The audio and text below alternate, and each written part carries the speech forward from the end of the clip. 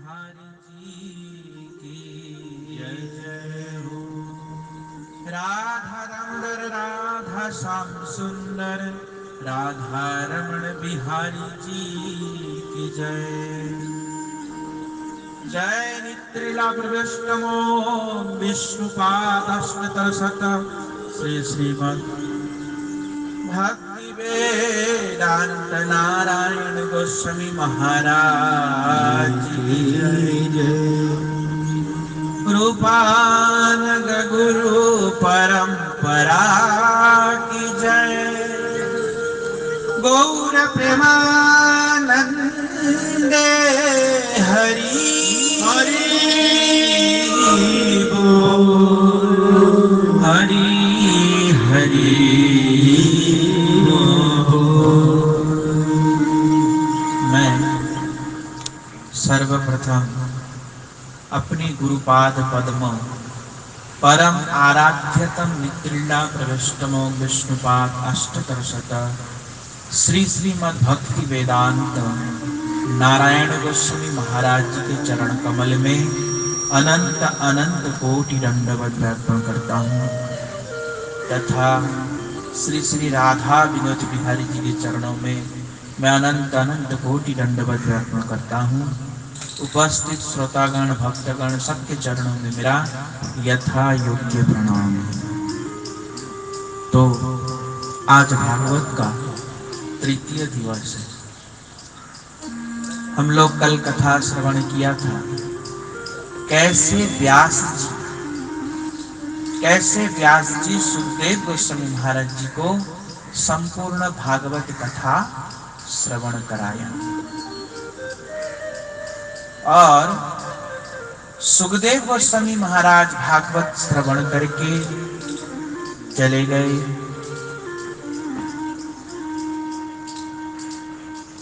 अब भागवत कथा श्रवण करके चले गए।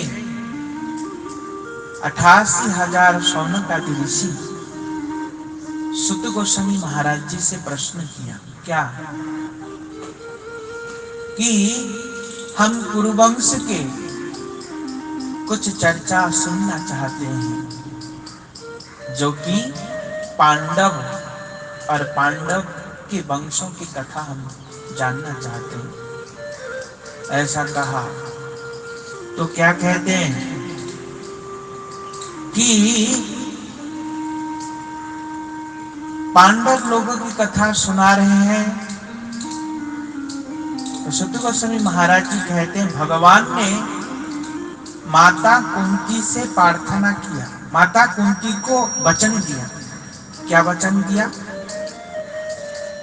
कि बुआ तुम्हारे 5 पुत्रों का हत्या नहीं होगा, तुम्हारा 5 पुत्र का मैं स्वयं रक्षा करूंगा। कौन कहा?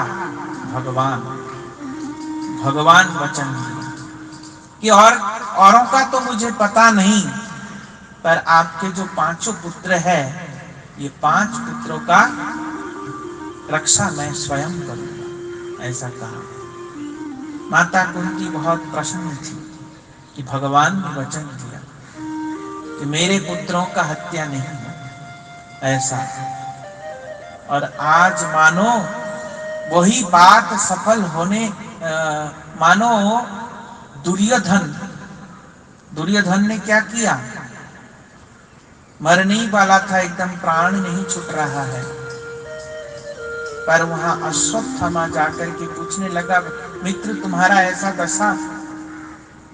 बोलते हैं मैं मर रहा हूं, उसमें कोई दिक्कत नहीं है, पर मुझे एक दुख, एक पीड़ा मेरे मन को सता रहा है। बोलते कैसे? बोलते देखो क्या पीड़ा है आपके मन में? बोलते मेरे मन में ये पीड़ा है कि मेरे कौरव 100 भाई मारे गए, पर पांडव का एक भी नहीं मरा। पांडव का एक भी नहीं मरा। हमारे 100 के 100 भाई मारे गए, पितामह भीष्म मर गए, द्रोणाचार्य मर गए, पर पांडव का एक भाई भी नहीं। 5 पांडव रहे। ऐसे कहने लगे। मुझे ये दुख है, ये पीड़ा है। तो अश्वत्थामा कहते हैं प्रभु आप चिंता मत कर मित्र, आप चिंता मत करो मित्र, मैं अभी जाता हूं और जाकर के उन पांचों को मार के लाता हूं, ऐसा कहा। और अश्वत्थामा आ गया मारने के लिए। और यहां भगवान ने क्या किया, क्योंकि भगवान ने वचन दिया ना, देवी कुंती को भगवान ने वचन दिया कि तुम्हारे पांचों पुत्रों का रक्षा मैं करूंगा। तो भगवान ने क्या किया, पंच पांडव को कहा कि तुम लोग चलो। बोलते कहा, बोलते इतने तुम लोग हत्या किया है, उसका कुछ उद्धार के लिए, कुछ पाप का निवारण तो करना चाहिए कि नहीं चाहिए, ऐसा कहा। बोलते तो फिर हम क्या करें। तो बोलते चलो बद्री का आश्रम में हम चलते हैं, केदारनाथ चलते हैं और केदारनाथ में जाके हम तर्पण इत्यादि करेंगे। हा? तुम्हारे जो पूर्वज जो मारे गए हैं उनके नाम से हम तर्पण इत्यादि करेंगे, तो कुछ तो उद्धार होगा ना, ऐसा कहा। तो पंच पांडव द्रौपदी को साथ में लेकर के कहां गए, केदारनाथ गए। तो केदारनाथ में जाकर के तर्पण किया। क्या किया, तर्पण। भगवान तर्पण कर रहे हैं केदारनाथ में जाके, उनसे करवा रहे हैं तर्पण। इतने में शंकर जी आकर के, शंकर जी कहते हैं ये सारा पाप मेरे सर चढ़ा के जाएगा। तो शंकर जी मालूम है क्या किया, भैंस का रूप लेके भागने लगे। जब भैंस का रूप लेके भागने लगे तो भगवान ने कहा, भीम दादा ये शंकर जी जा रहे, देख लो, ऐसे कहा। और फिर भीम ने जाके क्या किया, भैंस को ऐसे पकड़ लिया। और ऐसे पकड़ लिया ना, तो भैंस का पूरा हिस्सा केदारनाथ में रह गया। और उसका सर जो है कहाँ है, पशुपतिनाथ में। तो इसलिए केदारनाथ का दर्शन करने के लिए पशुपतिनाथ का भी दर्शन करना चाहिए, तभी दर्शन पूरा होता है। शंकर जी को ऐसे पकड़ लिए, इसलिए आप लोग कभी जाना केदारनाथ में केवल भैंस की पृष्ठ भाग का आकृति है। कभी दर्शन किया केदारनाथ में जाके? हम गए केदारनाथ, हम दर्शन करके आए। पृष्ठ भाग है पूरा, वहां कोई शिवलिंग नहीं है। वहां भैंस का पृष्ठ भाग है, तो उसको दर्शन करना। और वहां पृष्ठ भाग में वहीं पे पंच पांडव तर्पण किया। क्या किया, तर्पण किया। और तर्पण करके जैसे वापस आने लगे तो इतने में क्या हुआ, उसी रात को आकर के द्रौपदी के पांचों पुत्र जो सो रहे थे रात को, अश्वत्थामा ने सोचा रात को सोते हुए कैसे मारूं। पर उसने देखा एक चिड़िया एक पेड़ के नीचे बैठा था, उसी पेड़ के ऊपर एक चिड़िया का घोंसला था और उसमें एक सांप घुस के उस चिड़िया के पांचों बच्चों के सिर को काट काट के फेंक दिया। तब उसने सोचा मैं भी ऐसा कर सकता हूँ, ये भी तो सो रहा है खा रहा है, ऐसा कहा। और अश्वत्थामा जाकर के रात में सोते हुए बच्चे के सिर को काट लिया, पांचों सिर काट लिए, जो पंच पांडव के पुत्र थे। द्रुपदयाश्च, ये द्रौपदी का पुत्र, और बिल्कुल पंच पांडव के जैसा ही दिखते थे। बिल्कुल जो भीम का पुत्र था भीम के जैसा, नकुल का नकुल के जैसा, अर्जुन का अर्जुन के जैसा, बिल्कुल टू कॉपी थे। तो अश्वत्थामा पहचान नहीं पाया और पांचों का सिर काट के लेके गया, मित्र को दिखाया। मित्र ने देखा, देख करके प्रकाश में जाके जब देखा, अरे ये तो तुमने हमारे वंश को उजाड़ दिया है? आखिर वो हम कौरव है, वो पांडव है, तो हम दोनों कुरुवंश ही है? अरे हमारे बाटी देने वाला भी तुमने कोई छोड़ा नहीं, हमारे वंश तो मानो उजाड़ दिया तुमने। ऐसा बहुत दुखी होके मर गया बेचारा। अश्वत्थामा ने सोचा, अरे मैं तो गलती से उनके सर काट लिया, अब तो ये लोग छोड़ेगा नहीं मुझे। और इतने में जब पंच पांडव के साथ द्रौपदी जब आती हैं तो क्या देखती है कि शरीर पड़ा है, धड़ पड़ा है, पर सर नहीं है। और द्रौपदी देख के क्या कहती है, माता शिशूना निधनम सुतानां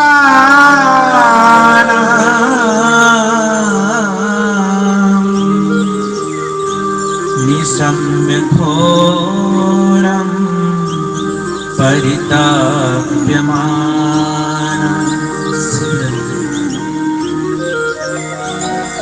माता शिशुना,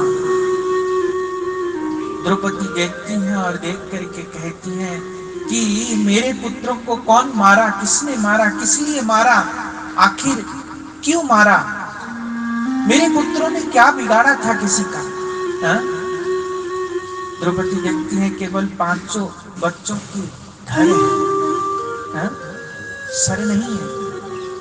माता के लिए बच्चे कितने भी बड़े क्यों ना हो जाए, माता के लिए तो हमेशा बच्चा बच्चा ही रहता है, कभी बड़ा नहीं होता। माता पिता के सामने कभी बच्चा बड़ा नहीं होता, हमेशा बच्चा ही रहता है। द्रौपदी रो रही है, रोते रोते धड़ाम करके जमीन पे गिर पड़ी और मूर्छित हो गई। अर्जुन की आंख नम हो गया।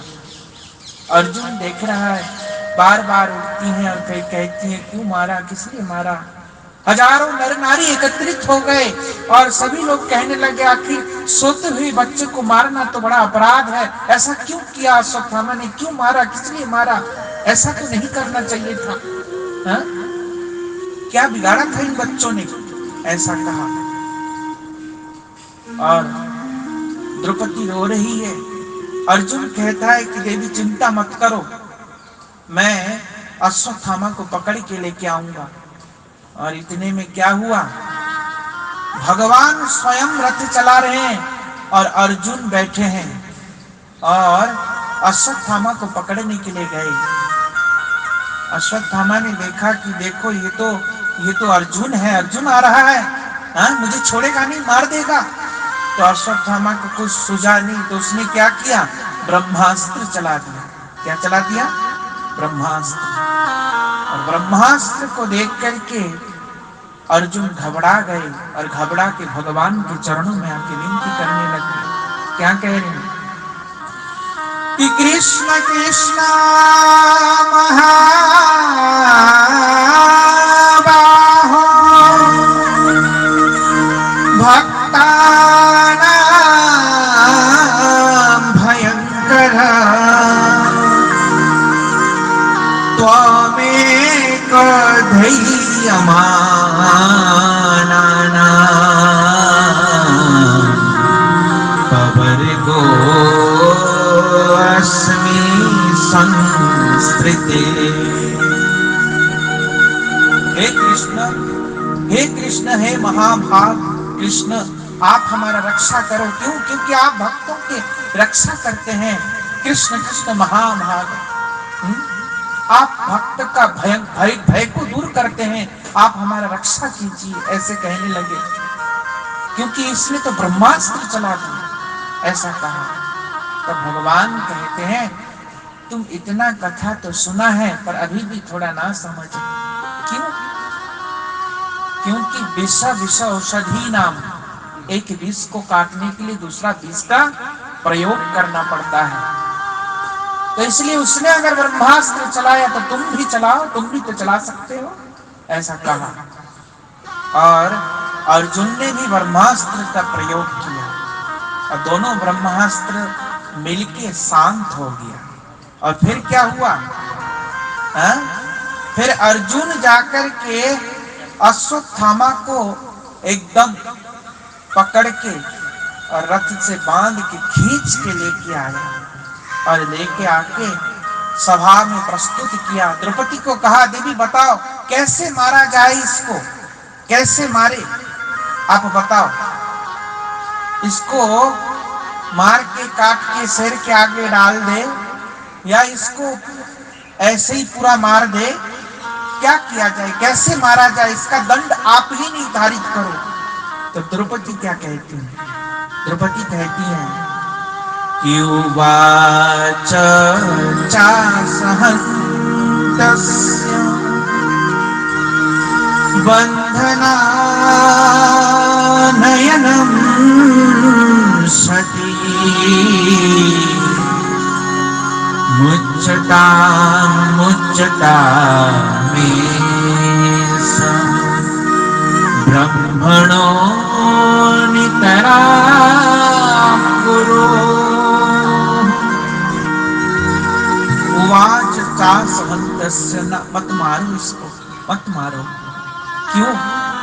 क्योंकि इसको मारने से मेरा पुत्र तो वापस नहीं आएगा ना। अगर इसको मारने से मेरा पुत्र वापस आ जाता हो तो जरूर मार दो, पर ऐसा तो होगा नहीं। मत मारो इसको मत मारो। बंधनाम नयनाम सती, इनकी माँ बड़ी पतिव्रता सती है। हाँ, मैं जानती हूँ बच्चे खोने का क्या दर्द होता है। मैं तो फिर भी आप लोगों का मुंह देख करके रह लूंगी, पर इनकी माँ कैसी रहेगी? हाँ, कैसी रहेगी इनकी माँ? क्योंकि इनके पिता तो मारे गए हैं। बेचारा यही अकेला है, इसका मुंह देख के इसका माँ जिंदा रहेगी, पर ये भी मर जाएगा तो इसके माँ कैसे जिएगी? इसलिए मैं नहीं चाहती हूँ कि जैसे मुझे कष्ट मिल रहा है ऐसे इसके माँ को मिले। इसलिए मत मारो इसको। और ब्राह्मणाम नितराम गुरु, ब्राह्मण तो तुम्हारे गुरु है, इसके पिता तो तुम्हारा गुरु था, और गुरु पुत्र भी गुरुतुल्य होता है, इसलिए इसको मत मारो, ऐसा कहा। अर्जुन कहता है क्या कहती हो देवी, ऐसे कैसे, इसको कैसे ना मारे? आखिर ये आतताई है, ऐसे आतताई को तो मारना चाहिए। अर्जुन एकदम समझ ना सके कि क्या करे क्या ना करे। युधिष्ठिर महाराज जी को पूछा अर्जुन ने। युधिष्ठिर महाराज जी कह रहे हैं जैसे धर्म ग्रंथ में लिखा है ऐसा ही करना। कहीं कोई ब्रह्म हत्या ना हो जाए, ब्राह्मण की कोई हत्या ना हो जाए, ऐसा नहीं करना, ऐसा कहा। और फिर भीम को पूछा तो भीम ने कहा तू छोड़ देगा तो मैं मार दूंगा। अरे ऐसे आतताई को तो मारना चाहिए, ऐसा कहा। नकुल सहदेव को पूछा, बोलते मजली भैया बिल्कुल सही कहते हैं, ऐसे आतताई को तो मारना ही चाहिए, ऐसा कहा। और इतने में अर्जुन कुछ सोच नहीं पा रहे थे, तब अर्जुन जाके क्या किया, भगवान के चरणों में निवेदन किया कि प्रभु क्या किया जाए। तो भगवान ने क्या कहा, भगवान ने क्या कहा कि ब्रह्मा बंधुर्नहंताप्य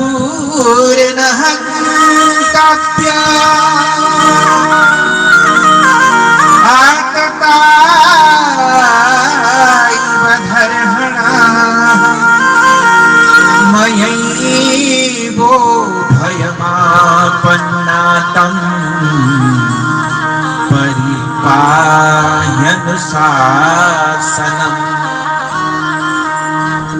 ब्रह्म बंधुर न हंतव्य, ब्राह्मणों को कभी मारना नहीं चाहिए। ब्राह्मण को क्या नहीं करना चाहिए, मारना नहीं चाहिए। पर जो आतताई है उसको छोड़ना भी नहीं चाहिए। जो आतताई है, आतताई किसको कहते हैं, बाल हत्यारा, स्त्री हत्यारा, या भूमि हरण करने वाला, ऐसों को आतताई कहते हैं। ऐसे आतताइयों को छोड़ना भी नहीं चाहिए और ब्राह्मण को मारना भी नहीं चाहिए। अर्जुन क्या करे? भीम कहते हैं तुम्हारे जैसा प्रवक्ता कोई मिल जाए संसार का कल्याण हो जाएगा। मारना भी नहीं, छोड़ना भी नहीं, ये कैसा नियम? तो भगवान कहते दादा हमने इसको ज्ञान दिया है गीता का, ये खूब अच्छा जानता है, समझ गया होगा, आपको ज्यादा बोलने की आवश्यकता नहीं है। हाँ, अर्जुन को समझ में आ गया। अर्जुन ने क्या किया कि मणिम जहार मूर्धन्यम द्विजस्य सह मूर्धजम्। अर्जुन ने क्या किया? अश्वत्थामा के सर से मणि को निकाल लिया और मणि निकाल के क्या किया? गंजा करके काली पोत के उसको सभा से धक्का मार के निकाल। अर्जुन ने ऐसा क्यों? एक सम्मानित व्यक्ति को अगर अपमान कर दिया जाता है, मृत्यु दंड से कम नहीं होता। हा? क्या नहीं होता? मृत्यु दंड से कम नहीं होता, वो मृत्यु दंड की बराबर ही होता है। एक जो सम्मानित व्यक्ति है ना, उसका अपमान करना मृत्यु दंड से कम नहीं होता। और ऊपर से उसके मणि को निकाल लिया। मणि निकालने के मतलब क्या होता है? जो मणि रहने से उसको भूख, प्यास, जरा इत्यादि का आभास नहीं होता था। मणि रहने से उस मणि को निकाल लिया। अब क्या हुआ? अश्वत्थामा चला गया। वैसे तो अश्वत्थामा को शुक्रगुजार होना चाहिए था, पर अश्वत्थामा जाकर के क्या सोच रहा है? मुझे इतनी बड़ी सभा से निकाल दिया, धक्का मार के वो भी मणि में निकाल दिया, मेरा इतना बड़ा अपमान, मैं इनके वंश को चलने नहीं दूंगा। फिर दूसरे ही पल हंसता है इसके वंश में बचा ही कौन? सब तो मर गए, बचा ही कौन? कोई बचा ही नहीं। वो थे ना, क्या नाम है उसका, अभिमन्यु, वो तो मारा गया। और इनके आखिरी 5 पुत्र जो बचे थे, ये भी मर गए। बचे ही कौन? कोई बाटी देने वाला भी नहीं। फिर दूसरे ही पल सोचते, नहीं, वो अभिमन्यु का पत्नी उत्तरा, उसके गर्भ में संतान है, हमने सुना वो जन्म लेने वाला होगा बालक। हाँ, इसको चलने नहीं दूंगा वंश। और क्या किया? ब्रह्मास्त्र छोड़ दिया। क्या किया? ब्रह्मास्त्र छोड़ दिया। और ब्रह्मास्त्र के तेज को देखते हुए उत्तरा देवी ने क्या किया? उत्तरा देवी किसी का प्रतीक्षा नहीं किया, सीधा भगवान के चरणों में आके गिर पड़ी कि पाहि पाहि महायोगी देव देव जगत्पते नान्यं त्वदय भयं पश्ये यत्र मृत्यु परस्परम्। भगवान चरणों में आके कहने लगे, पाहि पाहि महायोगी देव देव जगतपते, हे नाथ, हे जगतनाथ, आप मेरा रक्षा कीजिए। क्यों? क्योंकि ये ब्रह्मास्त्र के तेज ऐसा लग रहा है मेरे गर्भस्थ शिशु का हत्या कर देगा। माम दहतु माम नाथ न मे गर्भ निपत्यता, भले ही से मैं मर जाऊं कोई बात नहीं, पर मेरे गर्भस्थ शिशु का आप रक्षा कीजिए। क्योंकि पंच पांडव के एक ही चिराग है, जो एक ही चिराग है, जो बाकी देने वाला एक ही व्यक्ति बचा है। अगर ये भी चला जाएगा तो कौन बचेगा इनके वंश में? ऐसा कहा। जब ऐसे उत्तरा देवी कहने लगी तो भगवान की आंखों से मानो आंसू आ गया। भगवान कहने लगे, आखिर इस बच्चे ने क्या बिगाड़ा? इस बच्चे ने क्या बिगाड़ा? अभी तो इसका जन्म भी नहीं हुआ, इसको मारना चाहता है अश्वत्थामा। देखो कितना बड़ा शैतान है। तो भगवान ने क्या किया? देखते ही देखते एक रूप में तो बाहर है भगवान, और एक रूप में गर्भ के अंदर भगवान प्रवेश कर गए। और प्रवेश करके बड़े जोर से गदा को ऐसे घुमा रहे हैं। इतना जोर से गदा को घुमाया,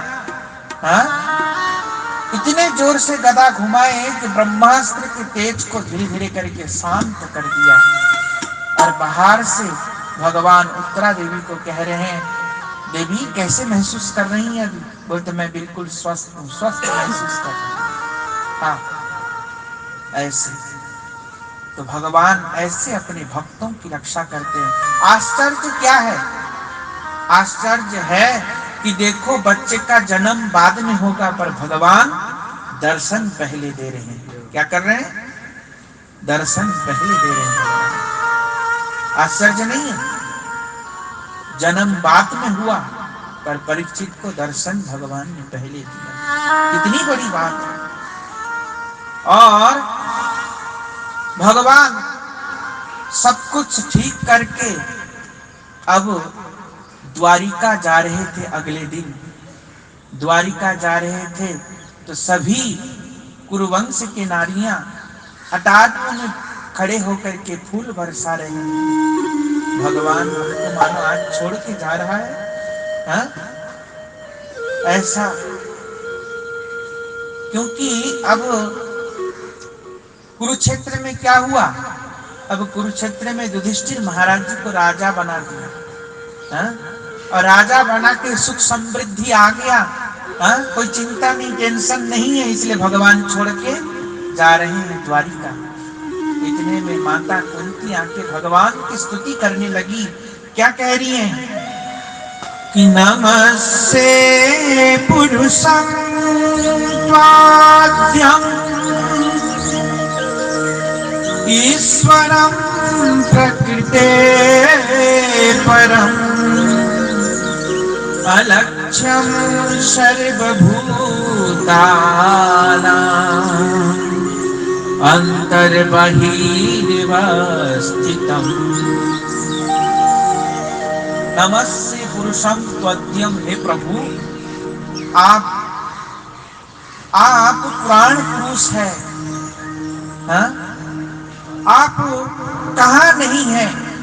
सर्वत्र है। अलक्ष्यम सर्वभूतानां, हा? आप सभी प्राणियों के हृदय में भी है और बाहर भी है, और ऐसा कोई कोना नहीं जहां आप नहीं है।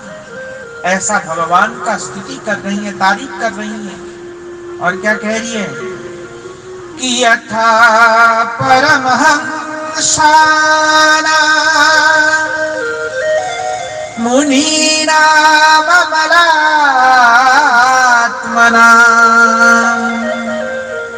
भक्ति योग विधानार्थं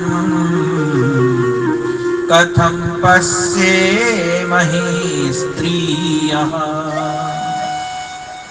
यथा परमहंसानां मुनीनां अमलात्मनां, बड़े बड़े परमहंस मुनि भी आपको समझ नहीं पाते, आपके चरणों में अवज्ञा कर बैठते हैं।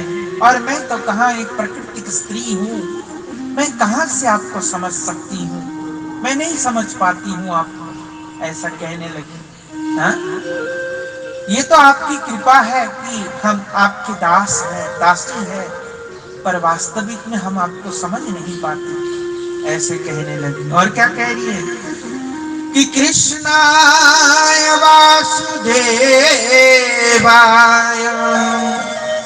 देवकी नंदनाय च नंद गोप कुमाराय गोविंदाय नमो नमः।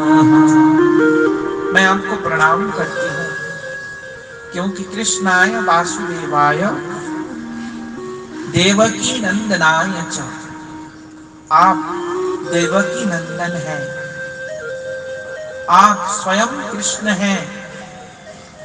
और क्या कह रहे हैं? नंद गोप कुमाराय, आप नंद नंदन हैं। कौन है? नंद नंदन है। गोविंदाय नमो नमः, इसलिए हे गोविंद मैं आपको प्रणाम करती हूँ। यहाँ जो कृष्णाय वासुदेवाय, कृष्ण वासुदेव भगवान, ये किनके पुत्र हैं? कह रहे हैं देवकी नंदन। कौन है? देवकी नंदन। और फिर आया नंद गोप कुमार आया। देवकी नंदन और किसके कुमार है? नंद महाराज जी का कुमार। तो नंद महाराज जी का कुमार कहने की तात्पर्य नंद महाराज जी का पुत्र। कौन है? नंद महाराज के। तो देवकी और किसके पुत्र है? नंद महाराज जी का पुत्र। समझ में आ रहा है? किसके पुत्र? देवकी और नंद महाराज जी के पुत्र। तो देवकी और नंद महाराज जी के पुत्र है कि देवकी वसुदेव के पुत्र है? हा? आएगा देवकी वसुदेव, पर यहां कह रहे हैं देवकी और नंद महाराज जी के पुत्र। कौन है? देवकी और नंद महाराज। तो ये देवकी कौन है? बोलती ये देवकी भी यशोदा है, क्योंकि यशोदा मैया का दो नाम है। कितना नाम है? दो नाम। कि नंद भार्यया द्वया नाम्नी देवकी च यशोदा। नंद महाराज जी की जो पत्नी है उनके दो नाम हैं। कितने नाम हैं? दो नाम है। और दो नाम में से एक नाम है देवकी और एक नाम है यशोदा। तो यहां जो कृष्ण के लिए कह रहे हैं ना कि देवकी नंदन, और फिर बाद में क्या कहा? हा? बाद में क्या कहा? नंद कुमार। मतलब देवकी और नंद महाराज जी का जो पुत्र है वो कौन है? ब्रजेंद्र नंदन श्याम सुंदर। कौन है? ब्रजेंद्र नंदन श्याम सुंदर। क्योंकि भगवान को जितना श्याम सुंदर के नाम से, ब्रजेंद्र नंदन के नाम से जितना भगवान को आत्मीयता लगता है, ऐसा भगवान किसी भी नाम से इतना आत्मीयता नहीं लगता, इतना प्रेम झलकता नहीं। कोई भगवान को नारायण बोलते हैं, कोई राम बोलते हैं, कोई विष्णु बोलते हैं, कोई द्वारिकानाथ बोलते हैं, कोई जगन्नाथ बोलते हैं, पर भगवान को जितना ब्रजेंद्र नंदन श्याम सुंदर के नाम से जितना भगवान को आत्महत्या प्रेम झलकता है ना, ऐसा भगवान को और किसी नाम से प्रेम झलकता नहीं। तो इसलिए भगवान इन नामों से बहुत प्रेम करते हैं। तो इसलिए ब्रजवासी कैसे बुलाते हैं? ब्रजवासी कन्हैया को कैसे बुलाएंगे? ब्रजवासी बुलाते हैं ना तो उसमें देखना एक प्रेम झलकता है। और जगह में जो बुलाते हैं ना ईश्वर, ईश्वर, मतलब वो हमारा तो नहीं। मतलब क्या हुआ? वो हमारा तो नहीं। तो जब भगवान को इन नामों से संबोधित किया हुआ, भगवान बड़े प्रसन्न हो गए। और प्रसन्न होकर के क्या कह रहे हैं कि बुआ आप आज बड़ी तारीफ कर रही हो, क्या बात है? कुछ मांगना चाहती हो क्या? क्योंकि देखो जो लोग तारीफ करते हैं ना कुछ मांगते हैं। मांगते हैं ना, बिना मतलब में कोई किसी की तारीफ नहीं करते। करते हैं? नहीं करते। कोई तारीफ कर रहे हैं तो उनको कुछ चाहिए होगा। पड़ोसी अगर आपके पास आके तारीफ करे तो समझना इनको कुछ चाहिए। गांव के पड़ोसी जो होते जीरा मांगने जाते हैं। क्या मांगने जाते? जीरा या मिर्च मांगने जाते गांव के पड़ोसी। पर शहर के पड़ोसी जीरा मिर्च नहीं मांगने जाते, वो तो कुछ और बड़ा चाहती थी। तो कहने की तात्पर्य क्या है कि कोई तारीफ कर रहा है तो समझो कि कुछ ना कुछ मांगने वाले हैं ये, इसीलिए तारीफ कर रहे। तो कह रहे संसार के लोग तारीफ करते तो कुछ चाहिए होता है। बुआ जी आपको भी कुछ चाहिए क्या? बोलते हाँ मुझे भी चाहिए। बोलते क्या चाहिए? अब मांगो, क्या चाहिए? तो कुंती देवी क्या कहती है? और प्रणाम करती हैं। पहले क्या कह रही हैं कि नमः पंकजनाभाय, नमः पंकजमालिने, नमः पंकजनेत्राय, नमस्ते पंकजाग्रये। हे पद्मनाभ, हे कमल नयन, मैं आपसे क्या मांगूं? और मैं मांगना चाहती हूँ आप उसको देंगे? बोलती क्यों नहीं दूंगा बुआ, तुम मांग के तो देखो। ऐसा कहा, और जैसे ऐसे कहा कुंती देवी ने झोला फैला दिया, और झोला फैला के क्या मांगती है कि विपदः सन्तु नः सस्वा तत्र तत्र जगद्गुरो भवतो दर्शनं यस्या अपुनर्भव दर्शनम्। हे प्रभु, कुछ अगर देना चाहते हैं तो विपत्ति दे दीजिए। एक विपत्ति दूर ना हो, दूसरा विपत्ति फिर आ जाए, दूसरा विपत्ति दूर ना हो, तीसरा विपत्ति फिर आ जाए, तीसरा दूर ना हो, चौथा फिर आ जाए। विपत्ति पर विपत्ति, विपत्ति पर विपत्ति मेरे झोले में डाल दीजिए, ऐसा कहा। भगवान कहते कि विपत्ति लेके तुम्हारा पेट नहीं भरता, वह विपत्ति क्यों मांग रही है? तो कुंती देवी कहती है विपत्ति में आप साथ में रहते हो प्रभु, जबकि आज हमारे पास खुशी आ गया, मतलब धन दौलत आपने दिलवा दिया, राज्य गद्दी में हमारे पुत्र को बिठा दिया, आज आप हमको छोड़ के जा रहे हैं। विपत्ति के समय आप हमेशा हमारे साथ रहे, एक पल के लिए भी हमसे अलग नहीं हुए। हम जहां भी थे वहां आप थे, पर आज आप हमको छोड़ के जा रहे हैं। इसलिए हमारे लिए तो विपत्ति ही अच्छा है। क्यों कि विपदा नैव विपदा संपदा नैव संपदो विपदा विस्मरणं विष्णु संपदो नारायण स्मृति। वास्तविक में विपत्ति विपत्ति नहीं, संपत्ति संपत्ति भी नहीं है। विपत्ति तो वो है जिस समय जीव आपको भूल जाए, वो सबसे बड़ा विपत्ति है। और जिस समय जीव आपको याद करता रहे, वो वास्तविक संपत्ति है। हा? क्योंकि सुख में तो व्यक्ति भूल जाता है भगवान को। सुख में क्या होता है? भगवान को भूल जाते हैं। ऐसा लगता है, लगने लगता है लोगों को कि मैं ही बड़ा भगवान हूं, मेरे से आगे कोई थोड़ी ना है, ऐसा सोचते हैं। वो किसी को नहीं मानते, कुछ भी बोलने लग जाते हैं, जो मुंह पे आते बोलते ही चले जाते हैं। होता है ना ऐसा? किसी को कुछ समझते ही नहीं, गुरुजन को नहीं मानते। देखो बच्चे जब छोटे होते हैं ना, खूब मानते, माता पिता का बात मानते हैं। जब बड़े होते हैं थोड़ा थोड़ा मानना बंद कर देते हैं, और फिर जब कमाने लग जाते हैं ना, बिल्कुल मानना बंद कर देते हैं। फिर क्या कहते हैं मालूम है? ये दोनों ना समझ है। क्या कहते हैं? ये दोनों ना समझ, ऐसे बोलते हैं। हाँ, क्योंकि वो समझदार हो गया इसलिए बोलते। क्या हो गया? वो समझदार हो गया इसलिए बोलते। बोलते कि नहीं बोलते? ऐसे ही बोलते हैं, क्योंकि वो समझदार हो गया, वो भी कमाने लग गया ना।